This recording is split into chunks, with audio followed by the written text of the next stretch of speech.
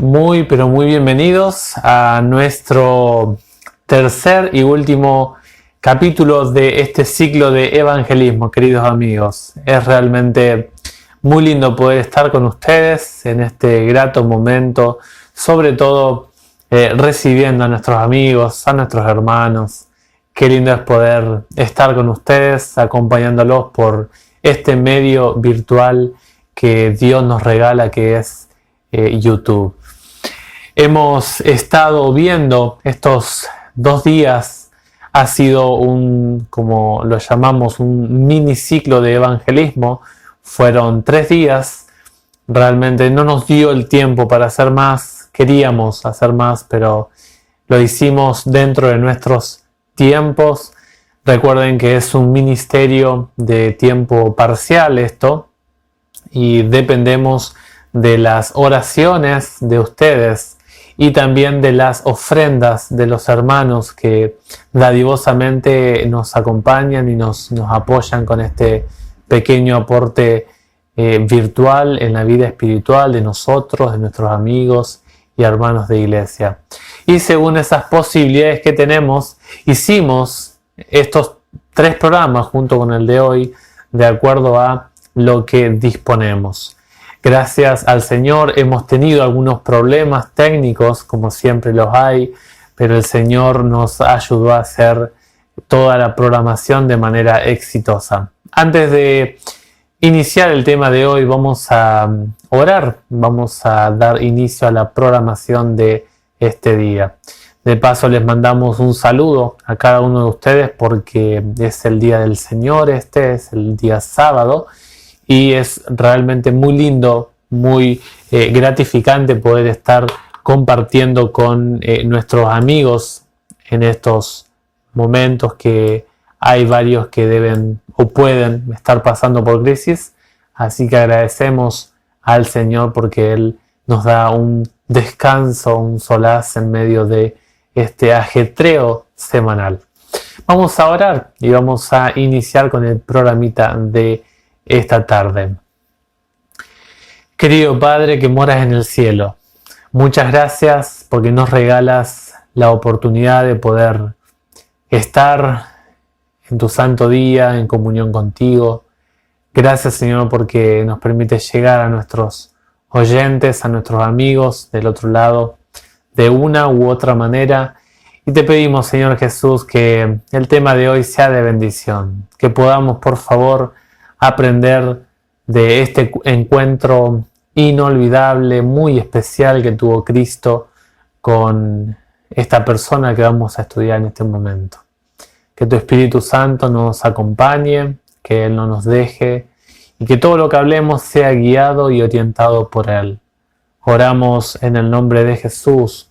Amén. La historia que vamos a ver hoy está en Marcos capítulo 5, del 25 al 34.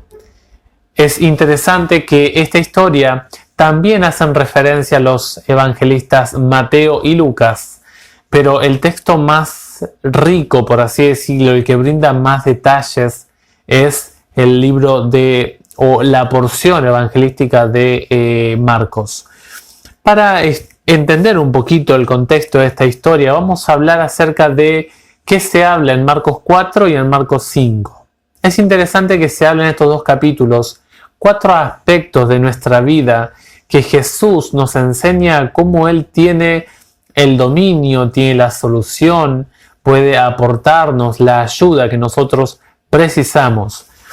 En el primer punto es que Dios puede cuidarnos, Dios puede protegernos de alguna manifestación de la naturaleza que nos pueda llegar a afectar. Allí en Marcos 4, del 35 al 41, se cuenta o se narra la historia de Jesús cuando calma la tempestad.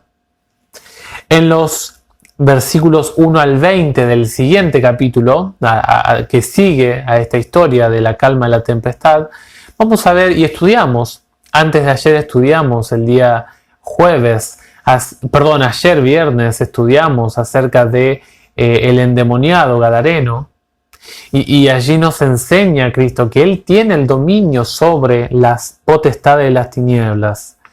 En el capítulo 5 de Marcos, del 21 al 43, se narra la historia de Jairo, un jefe de la sinagoga, un hombre muy importante en la época, que tenía a su hijita enferma. Y finalmente su hijita le dan el anuncio de que muere. Y saben que Jesús aquí nos enseña que en Él hay vida, hay consuelo, hay esperanza ante la posibilidad de que la muerte nos arrebate a un ser querido. Y en medio de la historia de Jairo y su niña que termina falleciendo, se narra la historia de una mujer. Mientras Jesús está yendo, y ahora lo vamos a leer, mientras Jesús está yendo, a la casa de Jairo, ocurre un encuentro muy particular, una mujer que se robó algo. Y titulamos el tema de esta tarde, Dolorosa Docena. Dolorosa Docena. Y vamos a ver de qué trata la historia. Primeramente debemos recalcar que el dolor no deja exento a ningún sector social, tanto pobres como ricos, niños, jóvenes, mujeres, varones, todos en mayor o menor grado o en algún aspecto o en otro, sufrimos el dolor. El dolor no pasa desapercibido para ninguna persona en este planeta Tierra. Miren, vamos a leer la historia. Es cortita, son 9 versículos. Dice allí en Marcos capítulo 5, el versículo 25 al 34. Se encontraba, mientras Jairo le pide ayuda a Jesús y se postra para que vaya a sanar, dice que mientras estaban yendo, dice, allí había una mujer que desde hacía 12 años padecía de hemorragias. Había sufrido mucho en manos de numerosos médicos y gastado todos sus bienes sin obtener resultado. Al contrario, cada vez estaba peor. Como había oído hablar de Jesús, se le acercó por detrás entre la multitud y tocó su manto, porque pensaba, con solo tocar su manto quedaré curada. Inmediatamente cesó la hemorragia y ella sintió en su cuerpo que estaba curada de su mal. Jesús se dio cuenta enseguida de la fuerza que había salido de él. Se dio vuelta y dirigiéndose hacia la multitud preguntó, ¿quién tocó mi manto? Sus discípulos le dijeron, Señor, ¿ves que la gente te aprieta por todas partes y preguntas quién te ha tocado? Pero él seguía mirando hacia alrededor para ver quién había sido. Entonces la mujer, muy asustada y temblando porque sabía bien lo que había ocurrido, fue a arrojarse a sus pies y le confesó toda la verdad. Jesús le dijo, hija, tu fe te ha salvado, vete en paz y queda curada de tu enfermedad. Este es un encuentro que, estaba pensando por allí qué tipo de encuentro hablar hoy, pero me quedé con este encuentro. El Señor me estuvo por allí marcando este encuentro y por eso lo vamos a estudiar un poquito, unos minutos, y vamos a sacar algunas lecciones prácticas. Hablemos un poquito acerca de la enfermedad de esta mujer. Vamos a hablar un poquito acerca de su biografía personal. Allí en los versículos 25 y 26 se dan varios detalles de su vida personal. Noten que dice que tenía o sufría una enfermedad que, ninguno de los evangelistas nos describe cuál es la enfermedad, pero era una especie de hemorragia sanguínea. Noten ustedes que en el original la palabra crucis es un término médico que se utiliza en el campo de la medicina, que hace alusión a dejar que circule algo libremente, como una corriente. es una sustancia que sale a borbotones de su origen, y ese salir o esa salida es de manera constante, se mantiene en el tiempo. Y en este caso la Biblia nos dice que es sangre, la salida de sangre del cuerpo de esta mujer. El tiempo es un detalle ahí en el versículo 25. Nos dice que fueron 12 años, una docena de años que esta mujer estaba padeciendo esta enfermedad. Realmente es mucho tiempo, 12 años. Por ahí uno mira hacia atrás y ve 4, 5, 6 años y es mucho tiempo.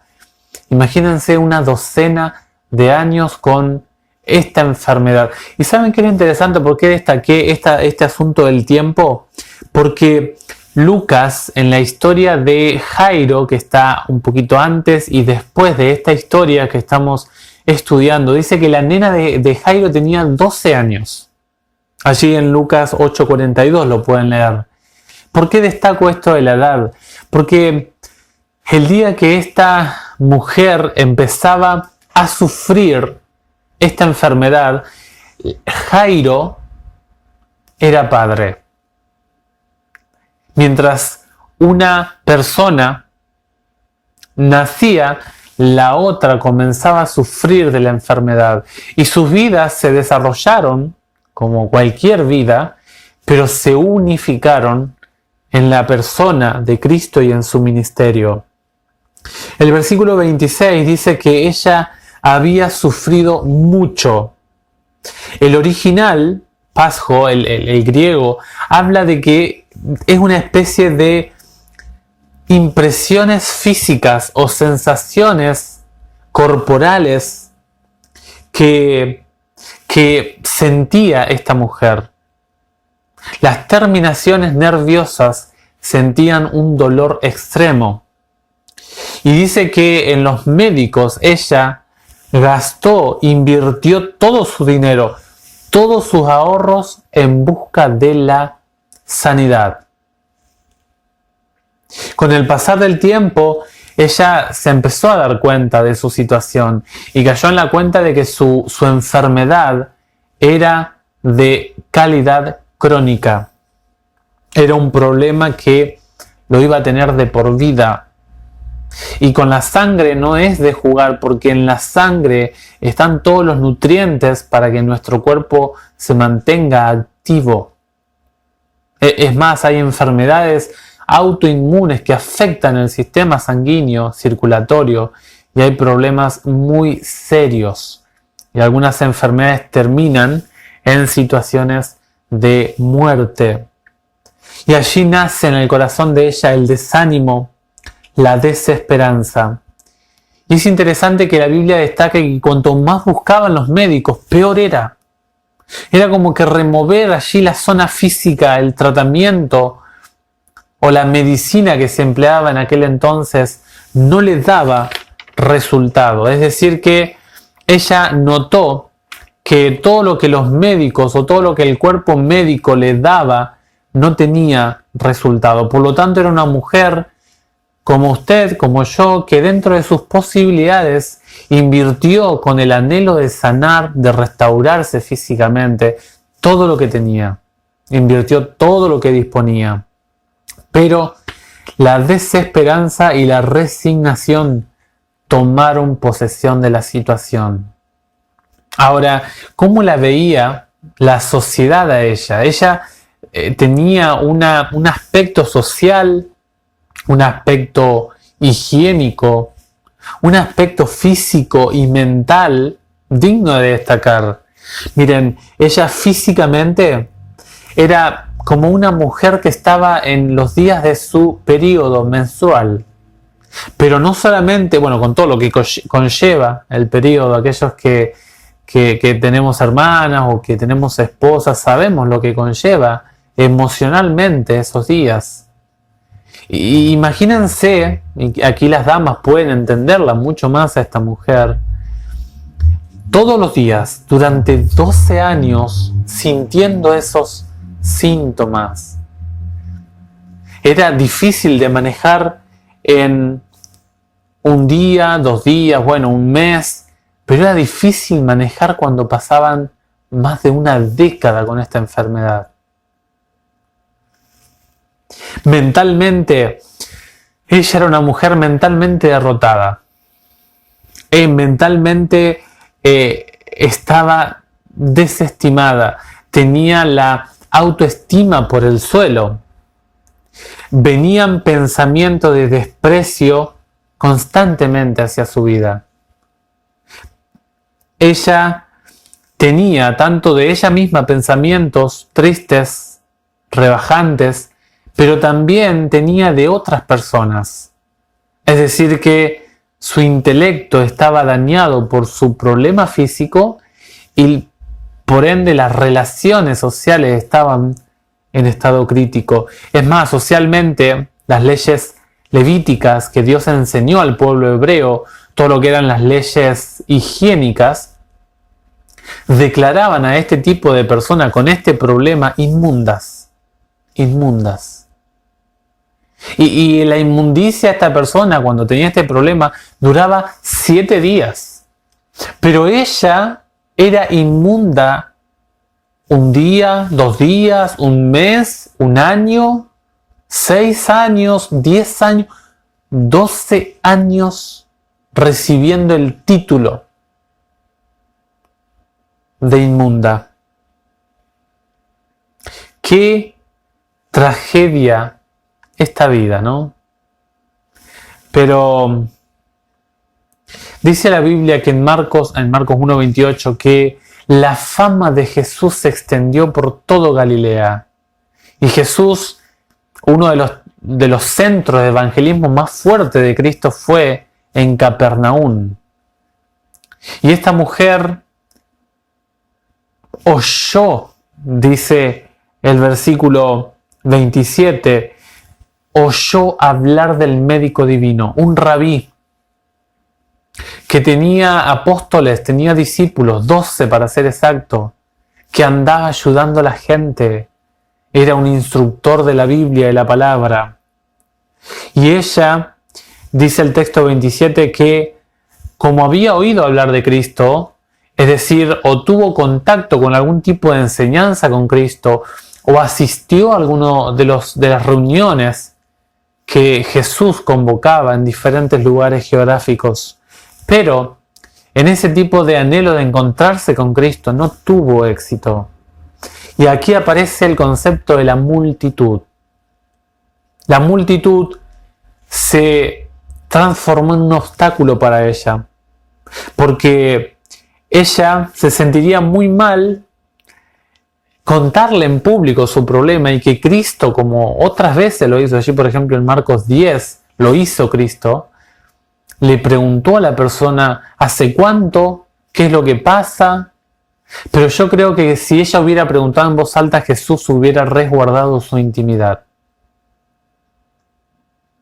Pero hubo un aspecto de la sanidad de esta persona, de esta mujer, que Jesús no consintió en dejar en secreto. Y si Jesús le empezaba a preguntar, se iba a transformar en una situación incómoda y además ritualmente Cristo iba a quedar contaminado y ella iba a quedar denigrada socialmente. Y ahora en los versículos 28 y 29 debemos destacar que la curación no vino ni por el manto de Cristo, o sea, en el manto, en la tela de la ropa de Jesús no estaba el poder. Ella pensaba, si toco su manto, voy a quedar sana. Ese era su pensamiento. Esa era su teología. Y tampoco estaba la sanidad en la fe de ella. Muchas veces decimos, ¿no? La fe es la que produce el milagro. Pero la fe en sí misma no tiene el poder. El poder lo tiene el Señor Jesús, que por medio de la fe trabaja en nosotros y nos entrega sus beneficios a través de este don. Como dijo alguien por allí, un comentador dijo, esta mujer tenía una teología débil y una fe fuerte. Jesús aprovecha la oportunidad para exaltar su fe y corregir su teología. Jesús le dice, hija, tu fe te ha sanado, no mi ropa. En esa declaración, Cristo lanza en público, restaura social, civilmente a esta mujer que estaba siendo humillada por el sistema social de su época. Y Cristo dice de ella en público que ahora ceremonialmente ella queda limpia. Después de 12 años, por primera vez esta mujer iba a poder compartir con su esposo, con sus hijos, si tenía nietos, con sus amigas, iba a poder ir al supermercado tranquila. No iba a andar con todos los trapos de que cubrían sus partes. Una impureza total. Le cambió la vida Cristo Jesús. Por eso en este aspecto Jesús alabó la fe de esta mujer. Jesús, este aspecto del milagro, no consintió en dejar en silencio esta porción del milagro. Jesús la restauró socialmente también. Jesús le dio orden a toda su situación específicamente. El texto 34, miren lo que dice el 34, es un texto muy importante el 34. Dice, Jesús le dijo, hija, tu fe te ha salvado, vete en paz y queda curada de tu enfermedad.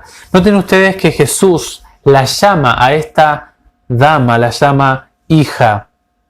Y esto es una clara referencia a una persona que aceptó a Jesús como su Salvador y sanador. Es más, en griego, la palabra sanar también puede significar salvar. Es decir, esta mujer fue en busca de sanidad física, con una teología errada, pero no solamente recibió sanidad, restauración física, sino también que recibió sanidad espiritual. Y saben la palabra, vete en eirene, vete en paz, en paz. Esta palabra paz es disfrutar de armonía, tener felicidad, tener vida plena, un orden en todo sentido. Vete en paz.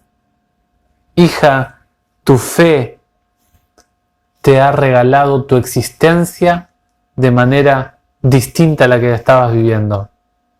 Goza de tu existencia de manera ordenada. Vete en paz con Dios y con los hombres. Ahora, ¿a quién representa esta mujer? ¿A quién nos hace pensar? ¿A quiénes incluye esta mujer?